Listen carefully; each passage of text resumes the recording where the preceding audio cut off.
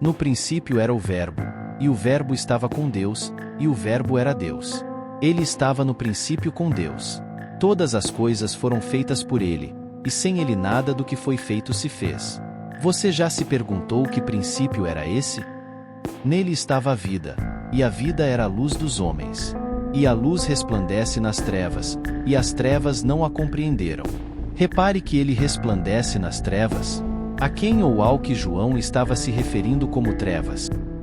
Houve um homem enviado de Deus, cujo nome era João. João o discípulo se refere a João o Batista. Este veio para testemunho, para que testificasse da luz, para que todos crescem por ele. João vinha testificando sobre a vinda do Messias. Não era ele a luz, mas para que testificasse da luz.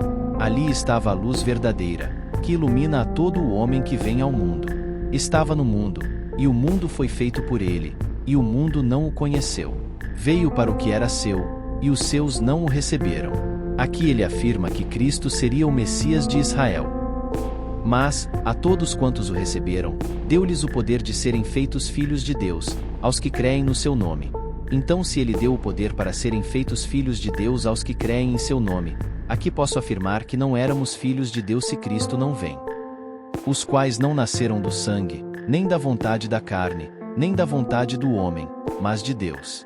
Deus não gera filhos na carne. E o Verbo se fez carne, e habitou entre nós, e vimos a sua glória, como a glória do unigênito do Pai, cheio de graça e de verdade. Cristo se fez carne, ele foi homem de carne e osso. João testificou dele, e clamou, dizendo: Este era aquele de quem eu dizia: O que vem após mim é antes de mim, porque foi primeiro do que eu.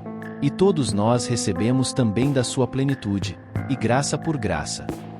Porque a lei foi dada por Moisés, a graça e a verdade vieram por Jesus Cristo. Aqui João, ele fala da lei, e afirma que Cristo trouxe a verdade e a salvação. Deus nunca foi visto por alguém. O Filho unigênito, que está no seio do Pai, esse o revelou. Ninguém viu Deus e por isso Cristo veio revelar a verdadeira face de Deus Pai. E este é o testemunho de João, quando os judeus mandaram de Jerusalém sacerdotes e levitas para que lhe perguntassem: Quem és tu? Os sacerdotes faziam sacrifícios para representar entre Deus e o povo descendentes de Arão. Os levitas eram israelitas da tribo de Levi. Essa tribo foi escolhida por Deus para cuidar do templo e guiar o povo na adoração a Deus. E confessou, e não negou. Confessou: Eu não sou o Cristo. E perguntaram-lhe: Então que? És tu Elias? E disse: Não sou. És tu profeta? E respondeu: Não. Disseram-lhe, pois: Quem és? Para que demos resposta àqueles que nos enviaram. Que dizes de ti mesmo?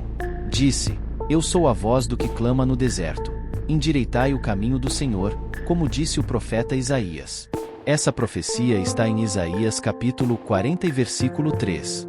E perguntaram-lhe, e disseram-lhe: Por que batizas, pois, se tu não és o Cristo, nem Elias, nem o profeta? João respondeu-lhes, dizendo: Eu batizo com água, mas no meio de vós está um a quem vós não conheceis.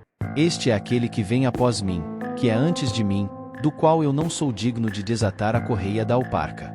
Estas coisas aconteceram em Betabara, do outro lado do Jordão, onde João estava batizando. Veja que João já realizava batismo com as águas. No dia seguinte, João viu a Jesus, que vinha para ele, e disse: Eis o Cordeiro de Deus, que tira o pecado do mundo. Veja que Deus enviou o Cordeiro para sacrifício. Mas eu pergunto: ele enviaria um sacrifício para si mesmo? Este é aquele do qual eu disse: Após mim vem um homem que é antes de mim, porque foi primeiro do que eu. E eu não o conhecia. Mas, para que ele fosse manifestado a Israel, vim eu, por isso, batizando com água. E João testificou, dizendo: Eu vi o Espírito descer do céu como pomba, e repousar sobre ele. Aqui a pomba é a figura de mansidão, então o Espírito é manso. E os que tinham sido enviados eram dos fariseus. Os fariseus representavam um dos três principais grupos entre os judeus, ao lado dos saduceus e dos essênios. E eu não o conhecia, mas o que me mandou a batizar com água, esse me disse: Sobre aquele que vires descer o Espírito, e sobre ele repousar, esse é o que batiza com o Espírito Santo. É interessante que João relata sobre aquele que mandou batizar com água. Será que ele falava do Pai? E eu vi, e tenho testificado que este é o Filho de Deus. No dia seguinte, João estava outra vez ali, e 2 dos seus discípulos. E, vendo passar a Jesus, disse: Eis aqui o Cordeiro de Deus. Aqui João já fala de Deus e não o chama de aquele. E os 2 discípulos ouviram-no dizer isto, e seguiram a Jesus. Os 2 discípulos eram André e Filipe. E Jesus, voltando-se e vendo que eles o seguiam, disse-lhes: Que buscais? E eles disseram: Rabi, que, traduzido, quer dizer mestre, onde moras? Ele lhes disse: Vinde, e vede. Foram, e viram onde morava, e ficaram com ele aquele dia, e era já quase a hora 10ª. Era André, irmão de Simão Pedro, um dos 2 que ouviram aquilo de João e o haviam seguido. Este achou primeiro a seu irmão Simão, e disse-lhe: Achamos o Messias, que, traduzido, é o Cristo. Eles esperavam que o Messias os libertasse da mão dos romanos. Será que realmente Cristo era o Messias que o povo esperava? Será que realmente ele falava deste mundo na criação?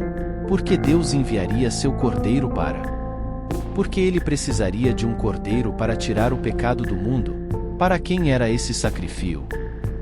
Essas são perguntas profundas e importantes que têm sido objeto de debate e reflexão ao longo dos séculos na teologia cristã e entre os estudiosos das Escrituras Sagradas. Vamos abordar brevemente cada uma delas. Será que realmente Cristo era o Messias que o povo esperava? Para os cristãos, a resposta é sim.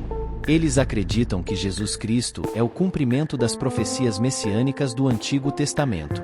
As profecias do Antigo Testamento descrevem o Messias como aquele que traria salvação, restauração e redenção ao povo de Deus. Os cristãos veem Jesus como o Messias prometido, cuja vida, morte e ressurreição cumpriram essas profecias e trouxeram a esperança de salvação para o mundo. Será que realmente ele falava deste mundo na criação? Jesus frequentemente falava sobre o reino de Deus, um reino espiritual que transcende este mundo material. Embora ele tenha mencionado questões terrenas e sociais em seus ensinamentos, seu foco principal estava na salvação espiritual e na relação das pessoas com Deus. Ele ensinou sobre amor, perdão, justiça e reconciliação, que têm implicações tanto para esta vida quanto para a vida além desta. Por que Deus enviaria seu cordeiro? Por que ele precisaria de um cordeiro para tirar o pecado do mundo? Para quem era esse sacrifício? Para os cristãos, a ideia do Cordeiro de Deus está enraizada nas Escrituras do Antigo Testamento, especialmente nas profecias do livro de Isaías, que falam de um servo sofredor que seria sacrificado pelos pecados do povo. Jesus é entendido como o sacrifício perfeito que cumpre essas profecias, oferecendo sua vida como um sacrifício para expiar os pecados da humanidade. A crença é que somente através do sacrifício de Jesus é possível a reconciliação entre Deus e a humanidade, proporcionando perdão e salvação aos que creem nele.